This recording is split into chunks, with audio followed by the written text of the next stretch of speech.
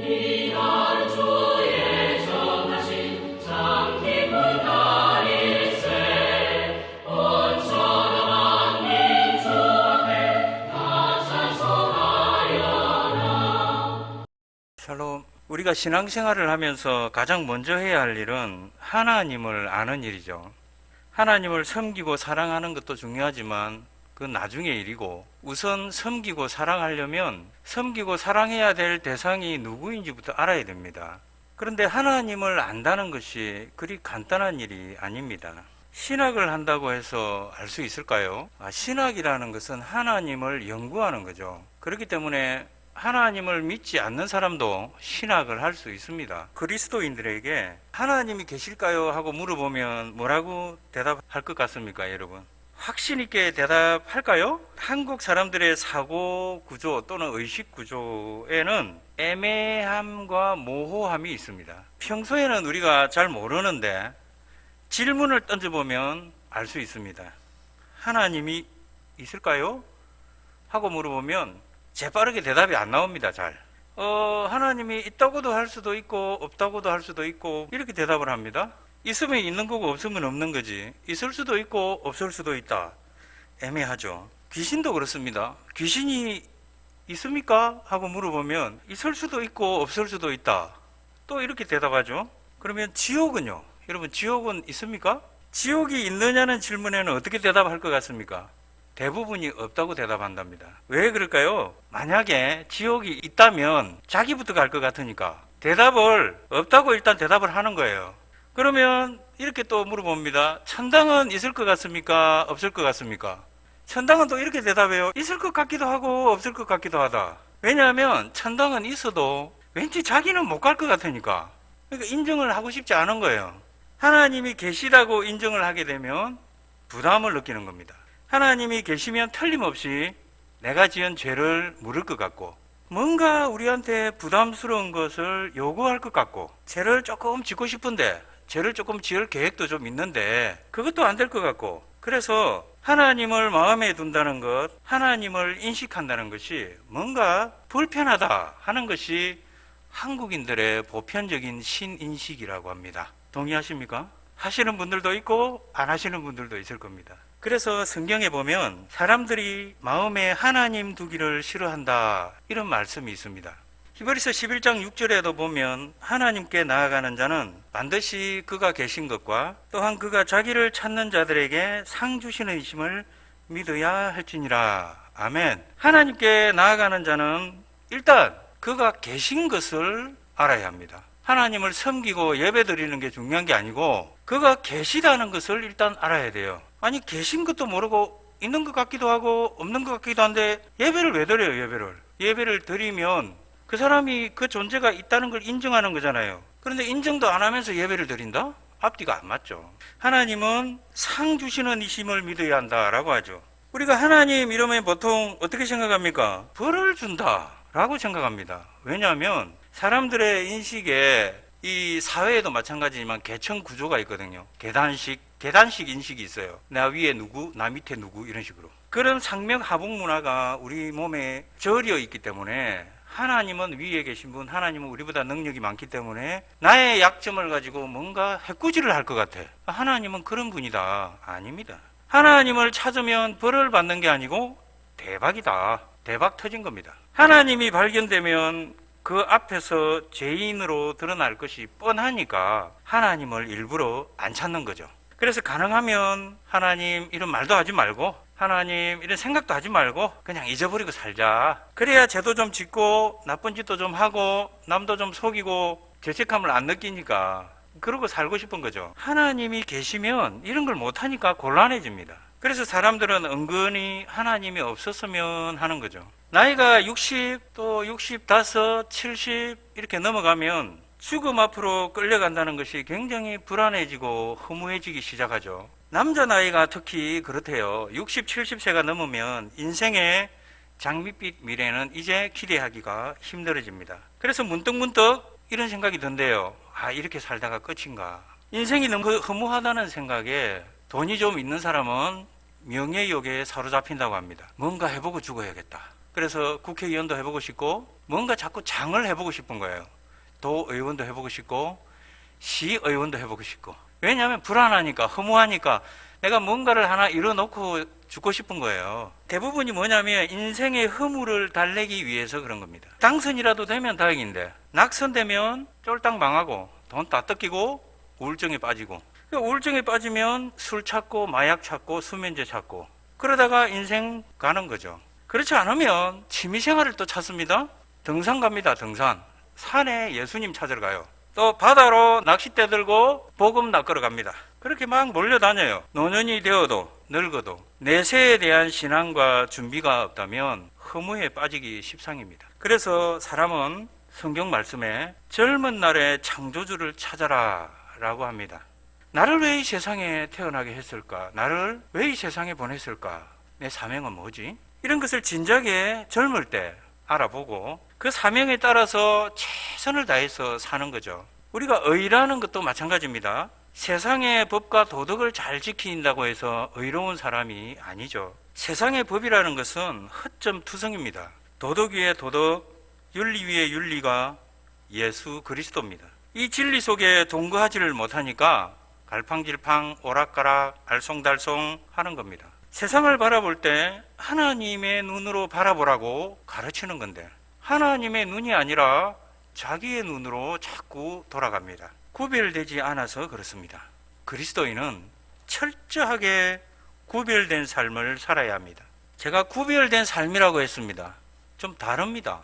제가 생각하는 구별은요, 가마솥에 들어가도 배교하지 않겠다는 그런 믿음의 분량까지 올라가는 것을 말합니다. 왜냐하면 하나님이 책임져 주시니까요. 내 믿음으로 내가 교주가 되어서 내 방식으로 믿음 생활을 하면 거듭나지 못합니다. 우리가 죄에 대하여 또 죽음에 대하여 두려움이 없지는 않지만 예수님께서 우리 죄를 대신해서 십자가에서 대속의 죽음을 죽으신 것과 또 하나님과 우리 사이의 이 서먹한 관계를 예수님께서 화목제로 하나님과 우리 사이를 화평케 해주셨잖아요. 그래서 우리는 두려움이나 부끄러움 없이 하나님 앞에 설 수 있게 되었고 또 믿음을 가지고 힘차게 힘있게 살아갈 수 있는 겁니다. 그래서 우리 믿는 사람들은 이제 죽어도 소망이 생긴 거죠. 그래서 허무주의에 빠지지도 않고 소망을 가지고 살면서 하나님을 사랑하고 이웃을 사랑하고 그렇게 살아낸 사람만이 노년에 허무주의에 빠지지 않고 또 죽음 앞으로 갈 때 좀 두렵기는 하지만 덜 두려울 수 있다는 거죠. 죽음 앞에 누가 두렵지 않습니까?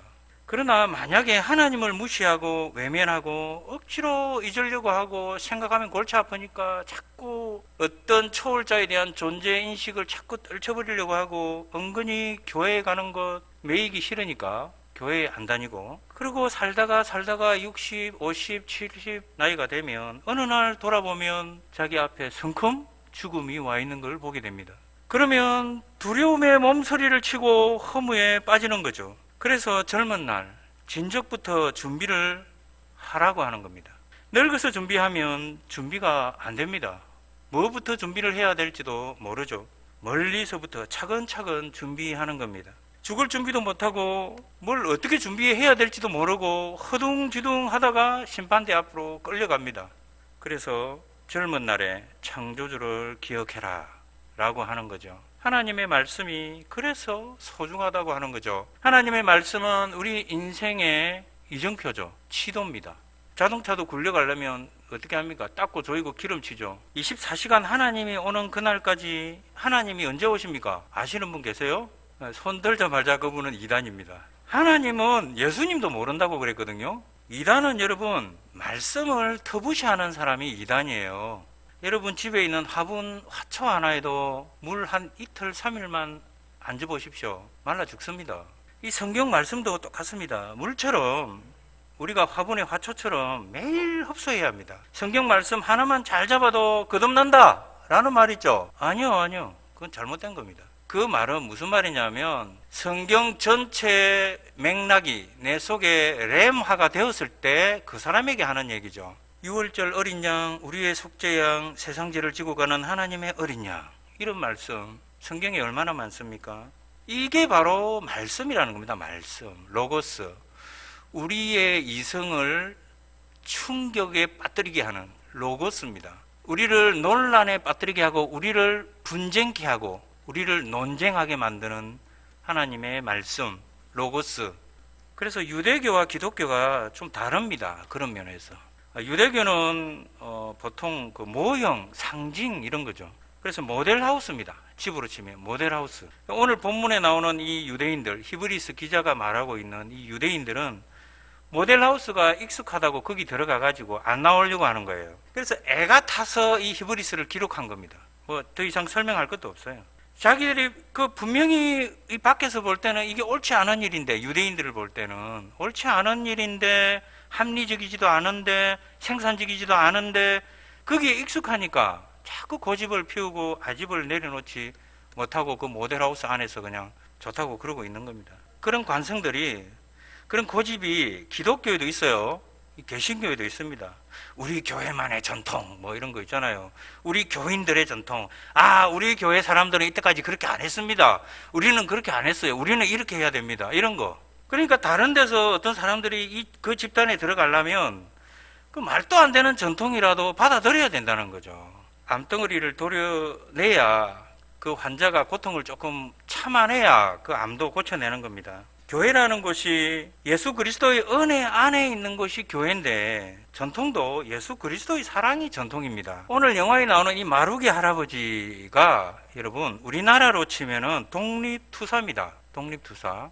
마루기 할아버지가 84살입니다. 84살인데 케냐의 독립투사예요. 그래서 케냐의 독립투사인데 이 할아버지가 키쿠유라고 하는 부족이거든요. 케냐의 부족이 여러 부족이 있는데 그 중에 키쿠유라고 하는 부족의 청년이었는데, 이 사람이 마우마우 전투라고 하는 곳에서 큰 부상을 입었어요. 그래서 영국군한테 잡혀가지고, 우리나라로 치면 일본 순사들한테 잡혀가지고 끌려가가지고 이 사람이 이제 학교에, 그 초등학교에 공부를 하러 갔는데 연필을 못 깎습니다. 왜 못 깎냐면은 연필을, 뾰족한 연필을 귀 구멍 있죠, 여기에다가 그냥 쑤셔 박았어요. 그 영국군 군인들이. 유대교는 그야말로 그림자라는 거죠. 그림자라는 것을 깨달은 사도 바울이 자기의 온 생명과 인생과 운명을 다 걸었습니다. 왜? 유대교를 가만 보니까 자기는 바리새인 중에 바리새인이고 가말리엘의 제자였잖아요. 그런 자기가 다메섹에서 예수님을 환상으로 만나고, 그렇게 해서 그 깨달음을 얻은 뒤에 유대교를, 자기가 믿었던 유대교를 다시 돌아보니까, 이거는 고집과 아집 덩어리들이에요. 완전 모델하우스야.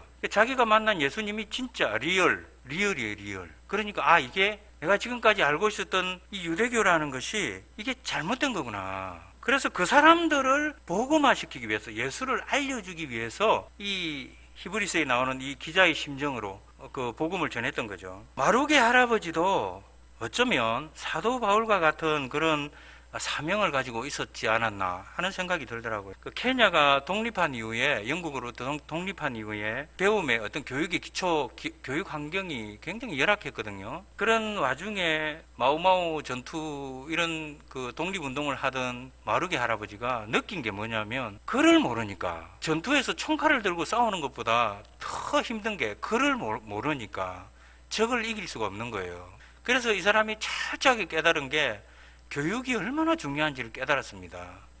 그래서 이 나이에 그 학교를 가서 정부에서 이제 무상으로 교육을 시켜준다고 하니까 그 학교 문을 두드린 거예요. 그래서 결국은 그 주변에 있던 학부모들이 이게 다 늙어 빠진 사람을 우리 아이들하고 생동생동한 우리 아이들하고 같이 앉혀놓으면 이게 공부가 되겠냐? 그래가지고 학부모들이 엄청나게 반대를 했거든요. 근데 제인 선생님이라고 하는 분이 그분을 받아줬습니다. 그 사람이 교장 선생인데 받아주니까 교육부에서도, 케냐 교육부에서 이 사람을 다른 데로 정거를 시켜버려요. 그러니까 아이들이, 아까 데모 막 하잖아요. 신발 던지고 제인 선생님 돌려달라고. 아이들이 학교에서 배운 게 뭐냐면 기초적인 지식, 숫자를 배우고 알파벳을 배우고 그런 것도 배웠지만, 마루게 할아버지와 제인 선생님으로부터 배운 게 뭐냐면 자유입니다. 자유를 배운 거예요. 그리고 진리. 이 마루게 할아버지가, 제인 선생님이 마루게 할아버지한테 물어봅니다. 왜 그렇게 학교를 오고 싶어 하세요? 그러니까 이 마루게 할아버지가 이렇게 대답을 합니다. 글자를 읽고 싶었어요. 영화에는 그렇게 나오는데 실제 주인공인 이 마루게 할아버지가 글자를 배우고 싶었던 진짜 이유는 성경을 읽고 싶었다고 합니다. 영화 마지막에 그런 말이 나와요. 나는 글을 배워서 가장 먼저 하고 싶었던 일은 성경을 읽고 싶었다. 그리고 두 번째는 계산하는 법을 좀 알고 싶었다. 숫자를 배워서. 왜냐하면 맨날 사기를 당하니까. 예, 그랬다고 합니다.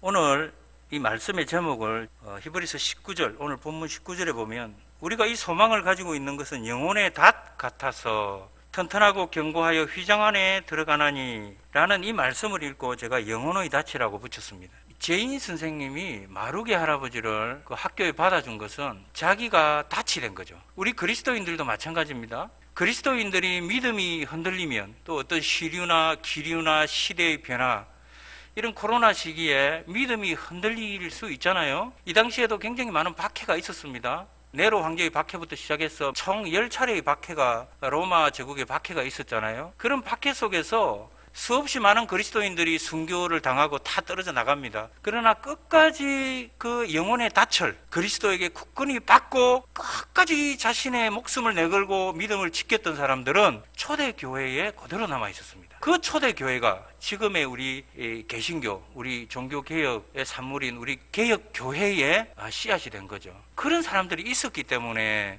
그런 영혼의 닻을 제대로 뿌리 박은 사람들이 있었기 때문에, 또 이 마루게 할아버지처럼 그렇게 케냐에 그 교육의 닻이 되어준 사람들이 있었기 때문에 지금의 케냐가 있는 겁니다.